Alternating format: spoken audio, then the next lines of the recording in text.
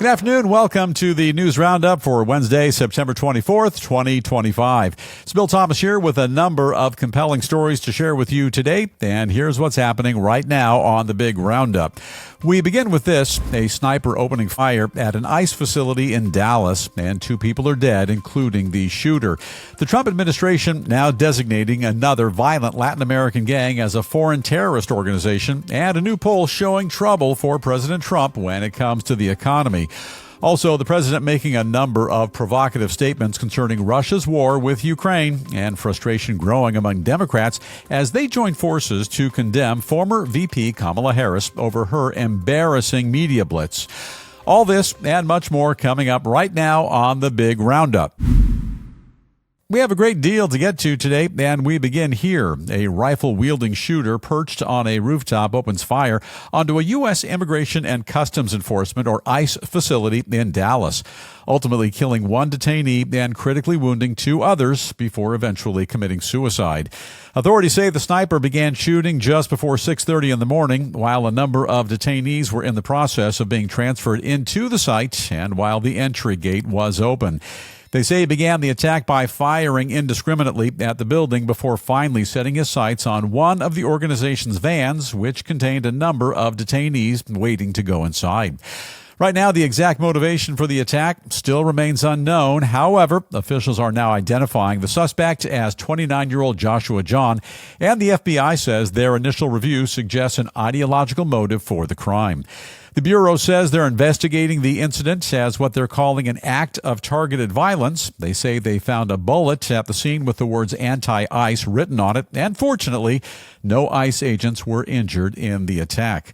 Now, a number of top U.S. officials now weighing in. They include Texas Republican Senator Ted Cruz, and he's calling on every politician who's currently demonizing ICE to stop immediately. Also, VP J.D. Vance as well, saying that the obsessive attack on law enforcement has got to come to an end. In the meantime, DHS claims there's been a notable uptick in recent attacks against ICE agents, including a pair of previous ambushes which took place in Texas earlier this summer. Final thought, and this is the News Roundup Lowdown. You know, it's always a coward who hides in the bushes, or in this case, climbs to the roof of a building before taking their shots and injuring and killing innocent victims. Still too early in the investigation to know what led to today's deadly shooting, but if the suspect was targeting ICE agents, he clearly missed his mark and murdered 1 detainee while critically injuring 2 others. If the suspect was in fact attempting to target ICE officials, then as Senator Ted Cruz said, we've got to bring to an end politically motivated violence. And clearly to accomplish that mission, politicians, entertainers as well, they've got to use their words wisely and avoid demonizing ICE and other federal agents. ICE officials have a critical mission to perform each and every day, which includes protecting Americans through criminal investigations and enforcing immigration laws, and all to preserve national security and public safety. You know, it's a complicated and sometimes dangerous job. It's got to be done. And for anyone to stand in their way, complicate their mission, and compromise their lives, absolutely inexcusable. With that, producer Davey joining us from the Roundup Studios in Washington, D.C. And it just feels, Davey, like the world is getting more and more violent every day. That's the way I'm starting to feel. Tons of email messages already pouring in at newsroundupwithbill@gmail.com. So, Davey, good afternoon. And who do we talk to first? Okay, Bill, good afternoon to you. And we start with Waldo, who's writing to us from Phoenix, Arizona. Waldo, thank you for checking in. What are you thinking about this one? Waldo says, time to take off the gloves and let the ICE boys do what they gotta do. No more Mr. Nice Guy.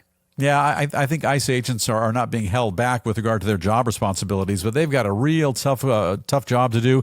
It's a tough road to hoe. They do the best work they can, but then you get guys like this, and I'll say it again, I'll reiterate, it's cowards like this. They always seem to hide in the bushes or hide in a tree or up on top of a roof. These people are nothing more than thugs, punks, and cowards. I appreciate you checking in, and who's up next? Okay, Bill, here's a different view from Carmen in Charlotte, North Carolina. Hiya, Carmen. Carmen says, things are out of control here because the president has created an us versus them mentality. Maybe if he tried to bring people together instead of driving them apart, things would be different. Yeah, the president's done nothing to drive people apart. He's doing all he can every day to bring the nation together, to bring the world together. Other folks are checking in as well about we've got to take the guns away. Like, don't even think about mentioning gun control with regard to this particular story. It's everyone's constitutional right to keep and bear arms. You know, every now and again, an uneducated coward gets a gun, tries to ruin things for everybody. But it's just dumb to think that taking guns away from law-abiding citizens will ever solve anything. Carmen, I appreciate you checking in. And we're going to press ahead right now, and we'll change things up just a bit and turn our attention to Team Trump's expanding effort to stop the flow of deadly drugs into our country by taking the fight directly to the source of the problem. This is a big deal. The Trump administration now designating yet another extremely violent Latin American gang, this one known as Barrio 18, first I've heard of them, as a foreign terrorist organization. So, you know, Barrio 18 got its start as a street gang here in Los Angeles. The News Roundup was based in L.A. before eventually expanding its empire throughout a number of Central American countries, including Guatemala, Honduras, and El Salvador, where it's now based and continues to terrorize local communities to this very day.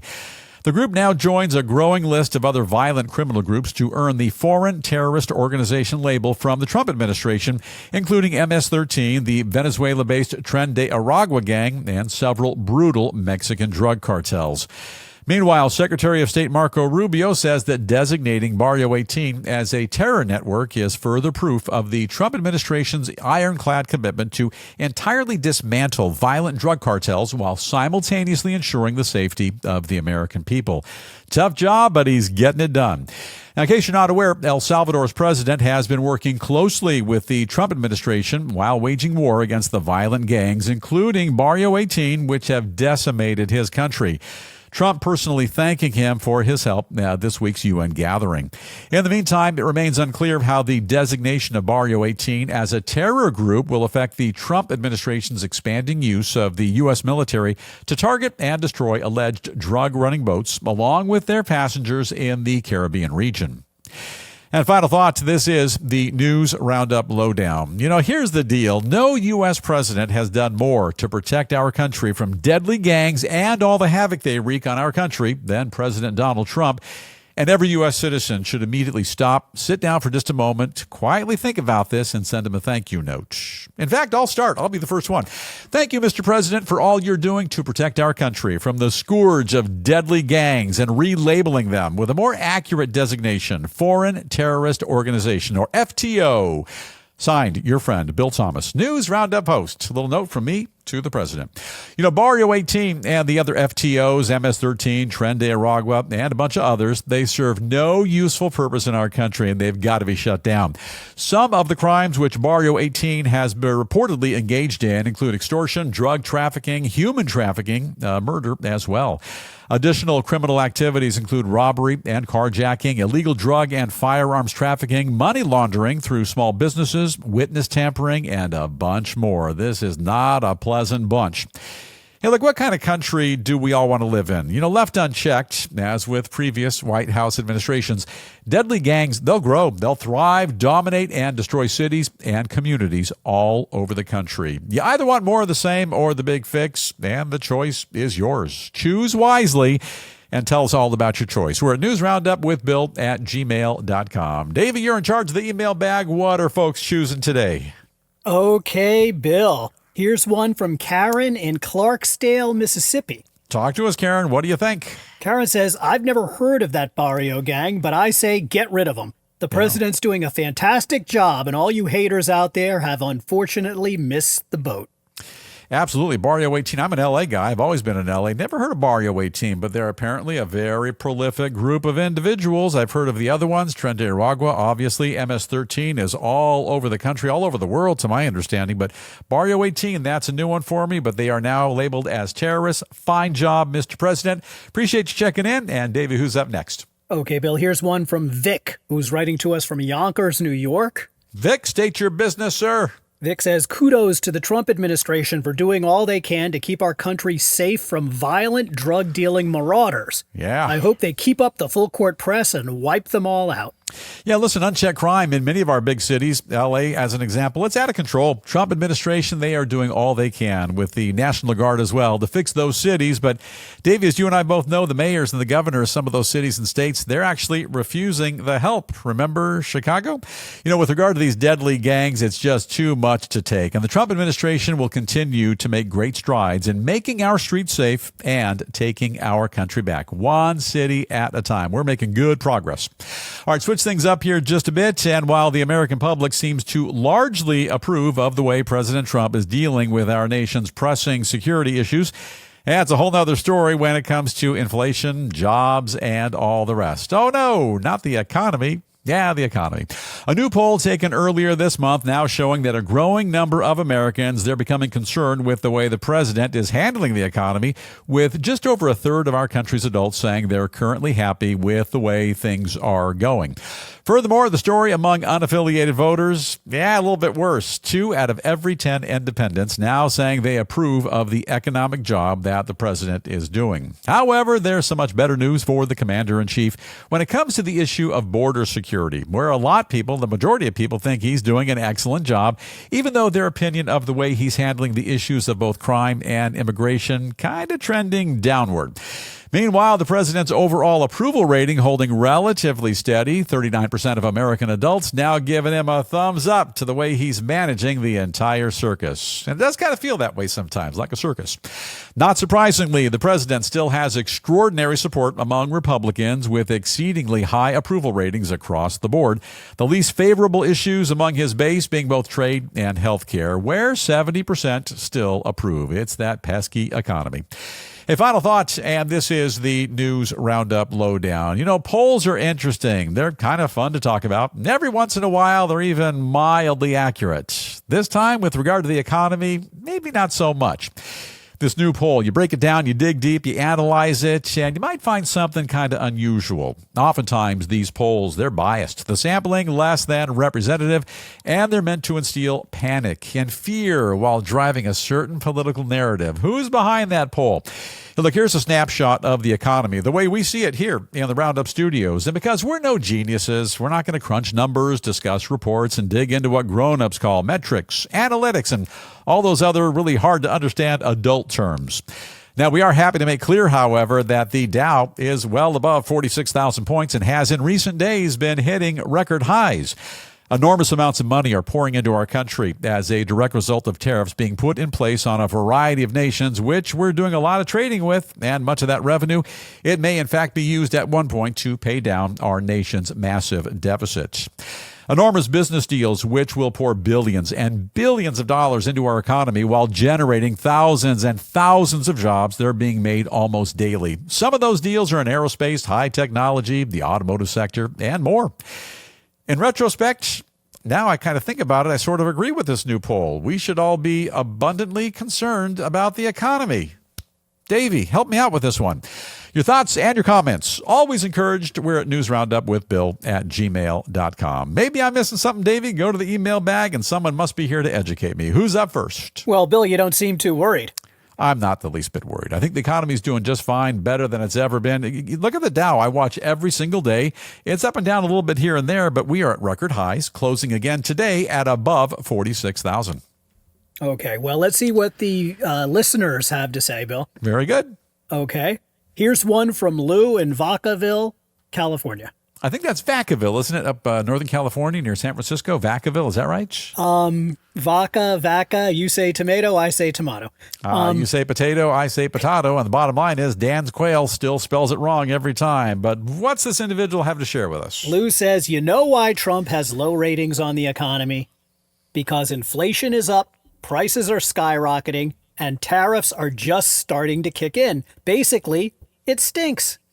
Doesn't all stink. Yeah, prices are up. I can't argue that. I was at the grocery store over the weekend. It's a pretty complicated chore. Prices are up. He's going to work on that. Fuel prices, I think, nationwide are pretty steady right now. I know he's trying to bring those prices down. He is making progress. The economy's not perfect. No, I'm not going to sit here and lie to you. Anyone who tells you the economy is perfect is lying to you. It's not, but it will be in time. It gets better each day. He's got a lot on his plate. The economy still needs some tweaking, but we'll get there. Be patient. Appreciate checking in. And Davey, who's up next? Okay, Bill, here's one from Biff in Anchorage, Alaska. What you got for us, Biff? And Biff says, those polls are ridiculous. Yeah. No one is ever happy with anything, and I don't care what they say. Trump is getting our country back on track. Yeah, he is. The president's been on the job for, I think, maybe 7 or 8 months, doing an absolutely spectacular job, trying to hold together a collapsing world while doing what the last administration failed to do.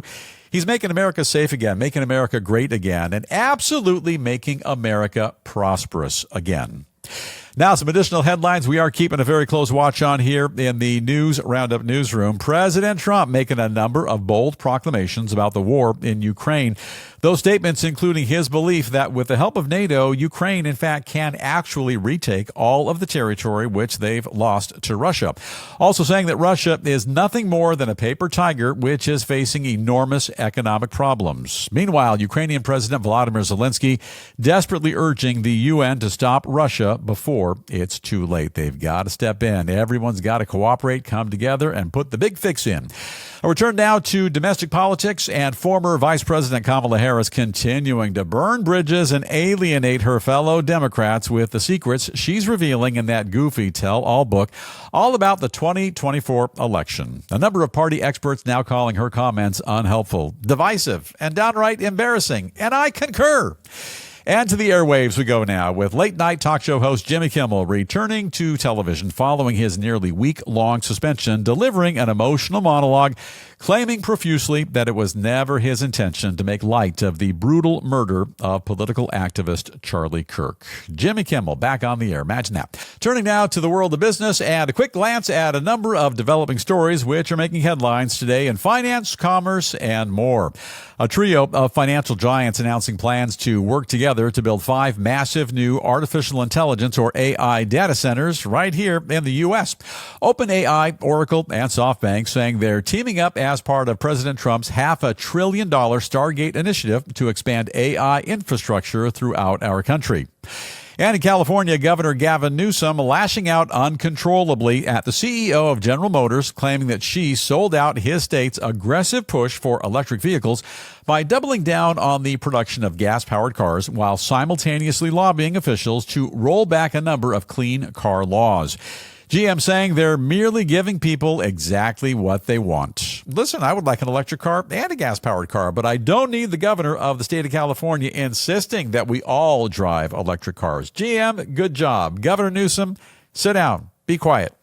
And now time for the lighter side of news, where we take a gander at a whole bunch of mind-boggling stories, absolutely guaranteed to give you a new lease on life. And we'll kick things off today with a chance for you to get your paws on an unlimited supply of the greatest breakfast grub, that is, on the entire planet, at least for a day. So, Davey, this is going to be either Captain Crunch or pancakes. Which one is it? Both of those would be great, Bill, but in this case, it's got to be the flapjacks.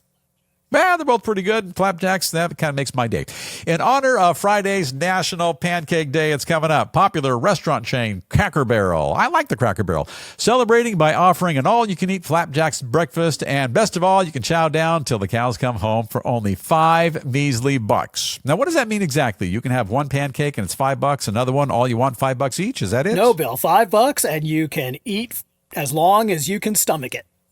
Oh, all the pancakes you can eat for $5. All right, I like that. The beloved company proudly claims they make the world's best hotcakes, saying that their crispy and fluffy recipe is rooted in tradition and has been perfected over the centuries. Didn't know they've been in business for centuries, but I'll sign off on it.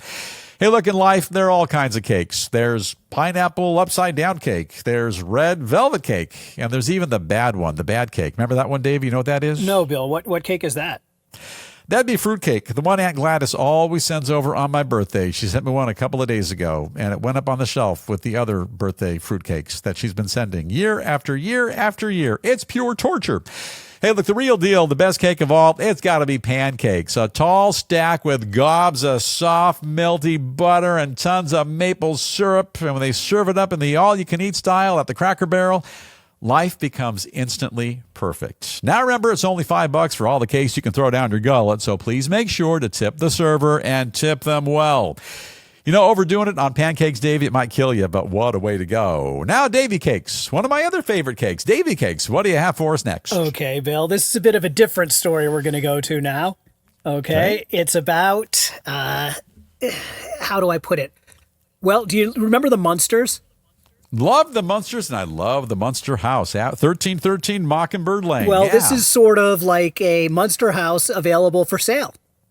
Oh, well, okay. Well, then in honor of Halloween, which I think is just around the corner, about a month away, a spooky story to share with you now. And if you're a fan of the holiday and you're looking for a new crib to call home, well, we found the perfect house for you.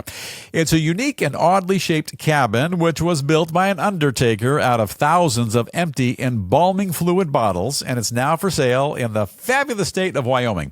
The mortician who built it originally constructed his ghoulish one-bedroom castle back in the 1960s after taking years to collect all the square-shaped formaldehyde bottles that make up the building's outer walls. The home's current owner proudly says that for decades now, her family has been using the curvy funeral palace as a vacation home, that it often captures the public's eye, you think, and that best of all, the bottles stay nice and shiny without too much upkeep. I guess you don't got to paint every couple of years. She also says she hopes the next caretaker of the Crystal Castle adores it as much as she has. And by the way, it can be yours for the very low asking price of $300,000. Now, Davey, I've done my homework. I've done my research. I like it, and I'm calling dibs on the Formaldehyde House. Not exactly a licensed and board-certified mortician, but I hear tell that embalming fluid can preserve a body for decades. So in my mind, a house built out of glass bottles, which once held embalming fluid, means that this house is going to last pretty much forever. Here in L.A., houses, they don't last quite so long. We have earthquakes from time to time, and when the ground starts shaking, sometimes the houses start to crumble. Yeah, it's kind of a kick in the head. All right, so Davey, I'll take the crib. Once escrow closes, everybody's going to be invited over for a viewing, as it were. And on the Victrola in the Great Room, I'll treat all visitors to my favorite Elton John song. You know the song, Davey, right? Oh, that would be Funeral for a Friend, right, Bill? That would be the song. Most appropriate for that home. I like the story. I find it to be the Rolls-Royce of news stories. And from there, where do we go from here? Well, Bill, at first I got to say, that house fits you to a T. It would be perfect for you. You should really put in a bid. Not just a vacation home, that's a full-time home. We're moving the News Roundup studios to Wyoming, broadcasting from the Formaldehyde House every day. Absolutely. That would be really good, Bill. Anyway, the only way we could top that story, I think, is with a story about the king. The king himself. Oh, the king. Love the king. Finally today, Elvis has apparently left the building, but his car has been left behind. The king's 41-foot-long sparkling pink Cadillac has now been modified to look like a giant guitar. It now has a new home at an auto museum in Orlando, Florida. The vehicle got its start as a 1970 Eldorado before getting split, stretched, and remodeled by a designer to make it look like an elongated guitar, complete with strings, tuners, frets, and all the rest. I don't think I like it. According to legend, Elvis once drove the ride to one of his gigs in Vegas, and since then, it's bounced around quite a bit, spending a bit of time in a junkyard and later on top of a shopping mall in France before finally finding its way home here to the USA. Welcome home to the Elvis car. Now, back to France. The car's new owner says the vehicle needs a lot of work. Yeah, I've seen the pictures. It doesn't look good. And lots of dough to get it back up and running. Plans to get started right away, saying the original keys are still in the ignition. Well, yeah, no one's going to steal it. Why would you take the keys out? Now, look, I'm a big fan of Elvis. I like a bunch of those goofy songs. Graceland, yeah, it's a pretty cool crib. And nobody on the planet ever had better sideburns than Elvis Presley. Remember those sideburns, Davey? They started up here and went all the way down to here. Of course, Bill. I mean, Vegas Elvis, legendary. That's a very good look. Elvis was, is, and will always be the king. But even kings, from time to time, yeah, they get it wrong. And sadly, this is one of those times. Cadillacs are pieces of art. There's my favorite Cadillac, the fabulous Cadillac Alante convertible. That is my ride. The Cadillac Eldorado Biarritz, that's a lovely vehicle as well. And who can forget about the world-famous 1930 Cadillac V16, which might be on display at either the Nethercutt Museum here in L.A. or possibly possibly the Peterson Museum, which I believe is in Beverly Hills. Anyway, any of those Cadillacs would have served Elvis, the king, far better than the goofy guitar Cadillac car or the Cadillac guitar car. Depends on how you look at it, I suppose. This abomination is neither a Cadillac or a guitar. General Motors, Les Paul, me, and the Fender Guitar Company, we demand that this ride be destroyed and sold for scrap metal. Post haste. Chop, chop. And that is a look at the lighter side of news. Share your thoughts and comments with us at newsroundupwithbill@gmail.com. Davey, to the email bag before we wrap it up. And what are folks thinking today? You know, Bill, I haven't looked at the email bag quite yet, but I'm going to tell you, I think a few of our listeners might take exception with your comments about the Elvis car. That's an ugly, tacky, tragic-looking thing to do to a Cadillac. I am a Cadillac aficionado. I love Cadillacs. That, sir, is not a Cadillac. Well, let's see what the listeners have to say, Bill.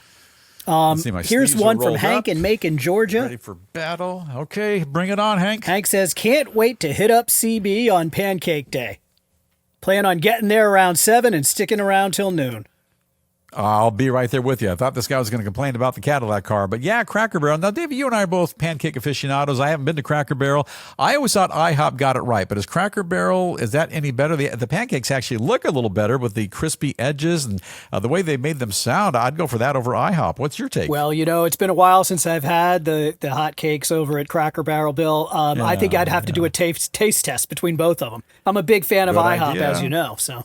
Yeah. Well, go to IHOP from 7 to 10, then from 10 to 12 over to Cracker Barrel. Make the best of Pancake Day coming up on Friday. Appreciate you checking in, and who's up next? Yeah, we do have some emails coming in about the Elvis car, but first, here's one about the creepy funeral home. Becky in Bloomington, Indiana, saying, that creepy funeral home sounds like a nightmare to me. Bad karma and stay away. Oh, I'd do anything to spend a weekend at that lovely home in Wyoming for $300,000 for a house. Listen, here in LA for $300,000, you can't get a fixer-upper one-bedroom condo in a bad part of town. So $300,000 for a formaldehyde house, sign me up. Becky, appreciate you checking in. And Davey, who's up next? Okay, here's one from Tommy in Tulsa, Oklahoma. Bring it on, Tommy from Tulsa. Tommy says, I can't believe that guy got hold of an Elvis guitar and then turned it into a car. That's pretty amazing, if you ask me. Well, you kind of got it backwards, kind of got a car and turned it into a guitar. But the bottom line is it's rubbish. It's trash. It's nothing more than scrap metal. They'll never get that thing up and running. Even if they did, they're saying now it would cost close to $1 million. A waste of time, a waste of efforts, and just throw it to the scrapyard. David, time for one more, and then we got to wrap it up. Okay, Bill, here's one from Joe in Long Island. What are you thinking, Joe? Joe says, that car looks pretty cool, but there's no way you can ever drive it on a public road. Yeah, it's too big. I think it was 41 feet long. Listen, a Cadillac is a work of art, sincerely. The Cadillac Alante, the original Cadillac Eldorados, all the Cadillacs except for the Cimarron. That was kind of a goofy-looking Cadillac. But Cadillac is a special brand. To do what they did with that Cadillac guitar thing, that's just tragic. All right, time for us to call it a wrap on the Hump Day Wednesday edition of the Big News Roundup. And before we go, as we do each and every day here on the program, we share with you a very notable quote. And these words of wisdom come to us today from a guy called David McCullough, who said, a nation that forgets its past can function no better than an individual with amnesia. McCullough was a well-known American historian, I didn't know him, who wrote a number of popular books about U.S. history, and among his awards, a couple of Pulitzer Prizes, the National Book Award, and the Presidential Medal of Freedom. He got that back in 2006. And now it is time for us to bust on out. But before we do, don't forget the News Roundup motto. Ask not what your podcast can do for you, but what you can do for your podcast. You can start by celebrating Pancake Day on Friday. All you can eat pancakes at the Cracker Barrel. And you can also subscribe to the program so you never miss a single episode. And for now, looks like our time, it's officially up. So have an awesome day today. Please stay safe. Let's all continue to watch out for one another. That's not too much to ask. And now I'll ask my dear friend, Engineer Jamie, to please dim the lights. Let's fade to black, and we'll see you right back here tomorrow afternoon.